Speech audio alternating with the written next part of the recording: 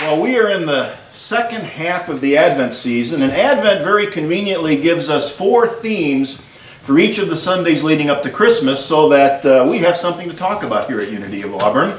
And the traditional theme for the third Sunday of Lent is love. The English-speaking world is at a terrible disadvantage because we have just one word for love. And we use it, in case you haven't noticed, in ways that are contradictory and confusing. And if you haven't noticed, let me give you a few examples. We live in a culture where the word love is exclusively identified with romantic love. And we get all sorts of songs that sing about love that give us these amazingly mixed and conflicting messages. Have you ever heard the song Love Hurts? Or how about this one, Love Stinks? The Jay Giles Band? Or now on the positive side of things, love makes the world go round. Love is a many-splendored thing. And we haven't even gotten to the country music genre yet. All those songs about how she done me wrong, but I can't live without her. The dysfunctional stuff. Elvis Presley wrote this codependent love song called Love Me. Here are the lyrics. Have you ever actually read or thought about the lyrics to this song? Treat me like a fool, treat me mean and cruel, but it's okay if you love me. Wring my faithful heart, tear it all apart, but love me. Y'all remember Greg Tamblyn, who was here a couple of years ago, great singer-songwriter. He calls this a perfect example of what he calls a whiny victim love song. And that's part of his ministry, is saving the world from these whiny victim love songs. And we get away from the songs for a few minutes, and we have some other examples of the way we use the word love. We say that we love pizza, we love our pets, we love football, our cell phone. Barney the big purple dinosaur loves everyone and everything. The list is endless, and yet here it is. It's one of the 4 themes of Advent, and it leaves me wondering, well, is it the love that hurts, or the love that stinks, or the splendid thing? Which one of them are we talking about? Because we have just that one word. We need another word, but something tells me that we're not going to get one. So maybe it wouldn't be such a bad idea to figure out what Jesus was talking about when he used the word love, because he talked about love a lot, didn't he? If you read the gospel, you see that theme coming up over and over and over again. There's this story in the Gospel of Mark where Jesus is being challenged by a group of religious authorities. They're trying to trip him up and trap him into saying something heretical or blasphemous so they could have him arrested. So one of the scribes, a very clever fellow, the lawyers of the day, came up to him and heard him disputing with these teachers. And seeing that he answered them well, that Jesus answered them well, he asked him, which commandment is first of all? Jesus answered, the first is, Hear, O Israel, the Lord our God, the Lord is one. You shall love the Lord your God with all your heart, with all your soul, with all your mind, and with all your strength. The second is this, you shall love your neighbor as yourself. There is no other commandment greater than these. So the scribe answers him and says, you are right. You have truly said that he is one, and besides him there is no other, and to love him with all the heart and with all the understanding and with all the strength, and to love one's neighbor as oneself. This is much more important than all whole burnt offerings and sacrifices. So they agreed with him. They said, you got it right. And I'll bet you that probably comes as a bit of a surprise to a lot of people, especially the ones who think that we need to have the 10 Commandments up in our courthouses around the country. Which commandments? Because the ones they insist be posted say nothing about loving your neighbor as yourself. And yet here's Jesus saying that, hey, this is second in line, and there's nothing greater than these. When Jesus used the word love, obviously he wasn't bound up by the limitations of the English language. He was using an Aramaic word that gets translated into a Greek word that is agapao. Agapao, which has a very clear and unambiguous meaning. It's not about sentiment or fondness. It's about action. It's the deliberate assent of the will as a matter of principle, duty, propriety. When we say God is agapao, God is love, what we're really saying is that God is action, or a verb, this principle in action. That's what we're talking about here. It's like that Daniel Nahmod song that we sing here from time to time. Love is my decision. It's a choice I make. So love is about connection at the level of Christ consciousness. It's a decision to make that act of will that causes us to connect with a person regardless of all the superficial stuff that we use to keep ourselves apart, to set up barriers. So in another place in the Gospels, in the Gospel of Luke, Jesus says something else about love that is a bit more of a challenge for people. This comes from the Sermon on the Mount, and he said, if you're willing to listen, I say, love your enemies. Do good to those who hate you. Pray for the happiness of those who curse you. Pray for those who hurt you. A lot of people resist. In fact, a lot of people ignore this. They think that it requires us to turn ourselves into a passive doormat. Not true. Not true. Jesus isn't telling us that we have to allow ourselves to be harmed when he says love our enemies. This isn't about how to respond to someone who is physically attacking us. If we face a physical attack, we defend ourselves. Or better yet, we run away. Get out of Dodge, as they say. We can defend ourselves, but one of the problems is that in a culture of honor in which Jesus was living at the time, you would defend yourself, and after that, then you would follow the enemy home and you'd kill the enemy and the whole family, that kind of thing. That was the kind of mentality that was going on back then. So think about it for a minute. How often is physical attack a reality for most of us? How often do we really have to worry about that kind of thing? I mean, unless we're on the police force or unless we're in a war zone, the enemy rarely takes the form of a physical threat for most of us. The idea of enemy goes far beyond someone making a physical attack. And I think one of the best definitions of enemy comes from a book we've talked about before. This book is called The Eye of the Storm by Gary Simmons, Embracing Conflict and Creating Peace. Here's what he says about the enemy. He says that the enemy is anyone or anything, any person or situation that I believe is against me. Anything that I think is against me. And here's how we know when we're dealing with something that we consider to be an enemy. When my first inclination is to control the situation, be right, or make the other person wrong. This goes way beyond the idea of a physical threat or a physical attack. This kind of an enemy can take the form of anger, judgment, criticism, rudeness, all of those kind of things that are directed against us that we take personally.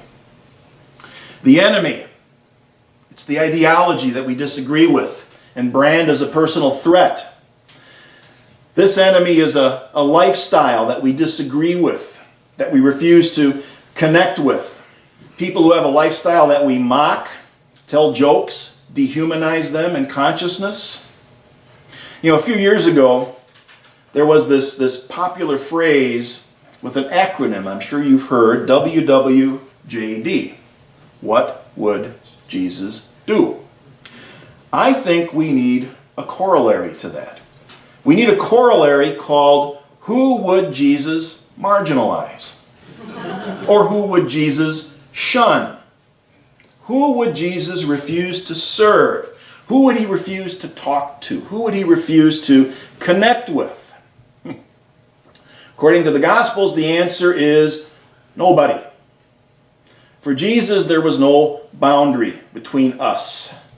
We see him embody that idea of love as action because he wasn't just a lot of hot air.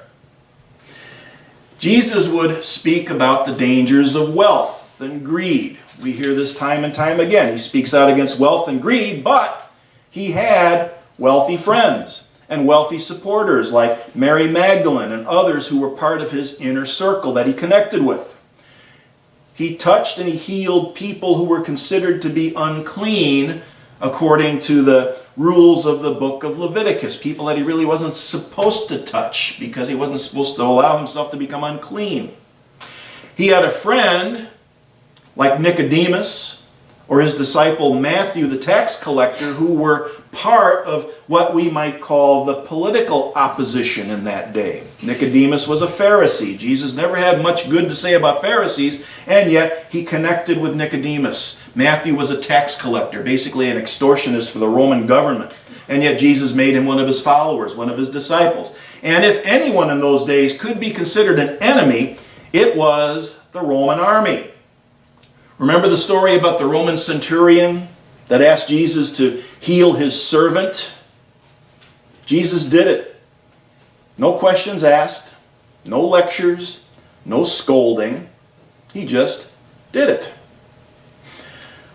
So I look at those examples and I reflect on them from time to time, and then I consider the people who insist that the United States is a Christian nation.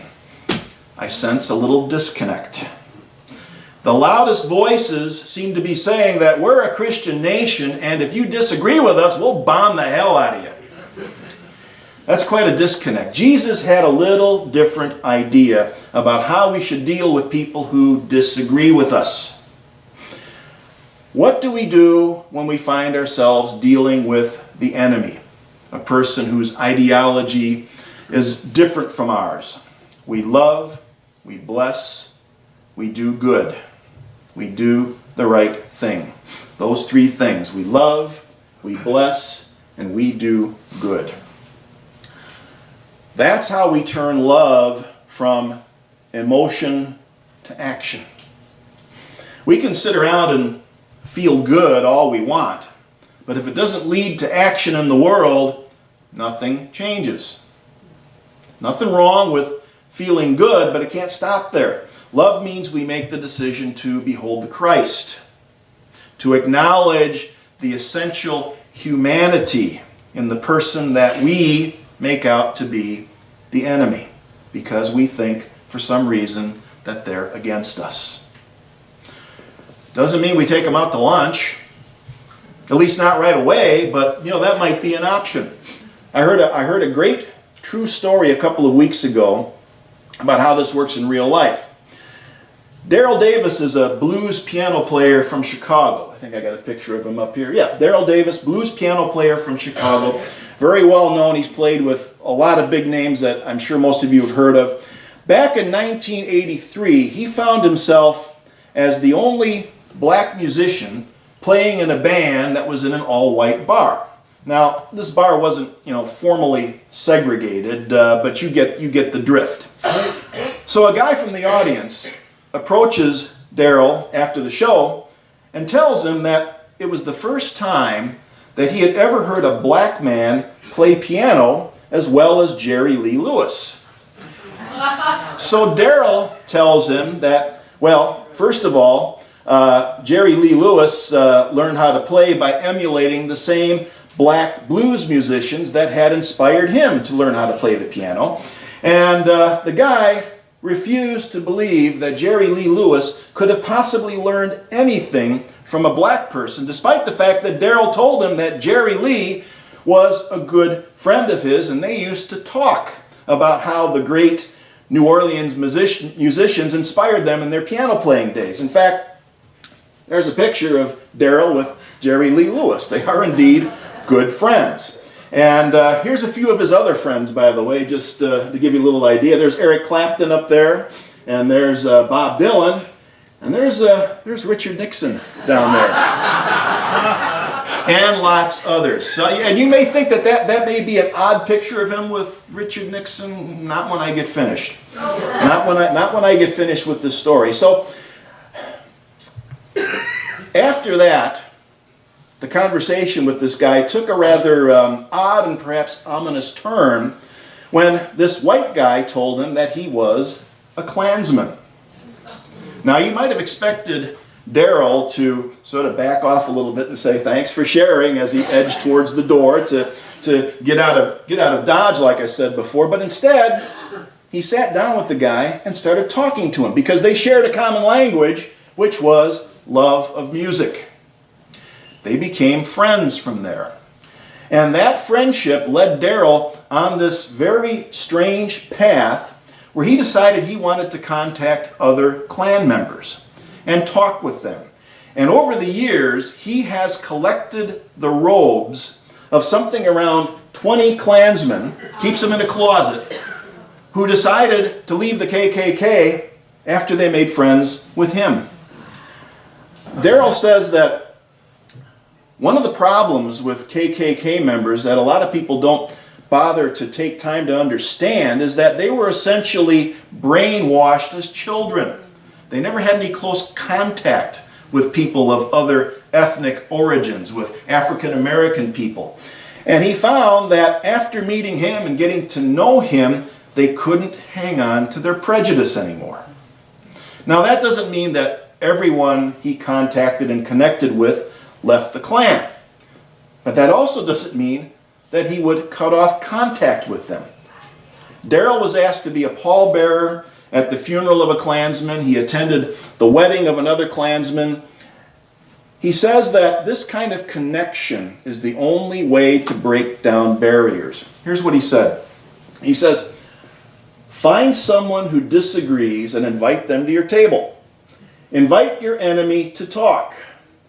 Give them a platform to talk because then they will reciprocate. Invite your enemies to sit down and join you. You never know. Some small thing you say might give them food for thought, and you will learn from them. Establish dialogue. It's when the talking stops that the ground becomes fertile for fighting. When two enemies are talking, they're not fighting. It's as simple as that. Which is just another way of saying something that the great Chinese philosopher and warrior Sun Tzu wrote in The Art of War over 2,000 years ago. Keep your friends close and your enemies closer.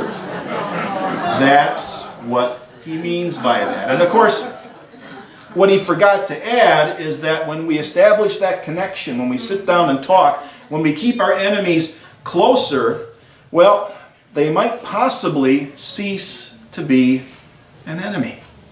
That's the whole point. I think that's what Jesus had in mind when he used the term love. It was this entire process embodied in that one idea that he thought was the greatest commandment of all. It's why it is one of our enduring Advent themes, and I think it's one of the reasons why we keep coming back to Christmas and these messages time and time and time again. All right, well, next week is joy. Hope to see you then. Thank you.